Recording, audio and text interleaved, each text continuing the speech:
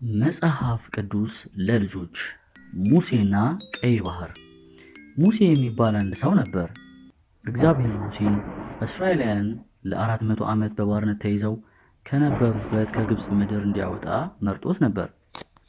አንድ ቀን ከ10 ድንቅና ተአምራት በኋላ ሙሴ እስራኤላውያን ከግብፅ ምድር ወደ ቀይ ባህር ይዟቸው ወጣ።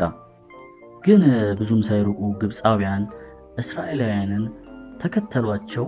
ከዛም ደረሱባቸው። እስራኤላውያን በጣም ፈሩ። ምን ማድረግ እንዳለባቸው አላወቁም ነበር። ከዛም ሙሴ አትፍሩ፣ እግዚአብሔር ከኛ ጋር ነው፣ ይጠብቀናል፣ እግዚአብሔርም ስለናንተ ይዋጋል፣ ጸንታችሁ ቁሙ አላቸው። ከዛም እግዚአብሔር ለሙሴ እጅህ ላይ ያለውን በትር አንሳና ውሃውን ክፈለው፣ ከዛም እስራኤላውያን በደረቅ ምድር ይሻገራሉ አለው። ቀይ ባህሩ ጋር እንደደረሱ ፈርዖንና ሰራዊቶቹ ከኋላቸው ተከተሏቸው።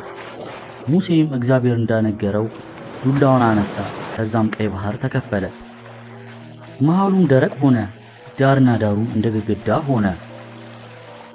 ከዛም እስራኤላውያን በደረቅ ምድር ተሻገሩ። ፈርዖንና ፈረሶቻቸውም እስራኤላውያንን ተከትለው ወደ ቀይ ባህሩ ገቡ። ልክ እስራኤላውያን ተሻግረው ከጨረሱ በኋላ ሙሴ ዱላውን በድጋሚ አነሳ። ቀይ ባህርም በፊት እንደነበረው መፍሰሱን ጀመረ።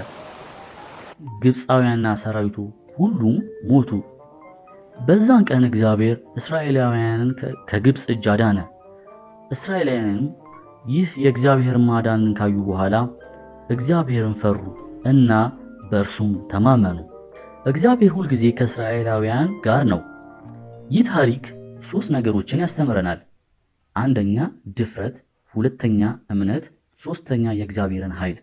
ይህን ቻናል ስለምትከታተሉን እናመሰግናለን።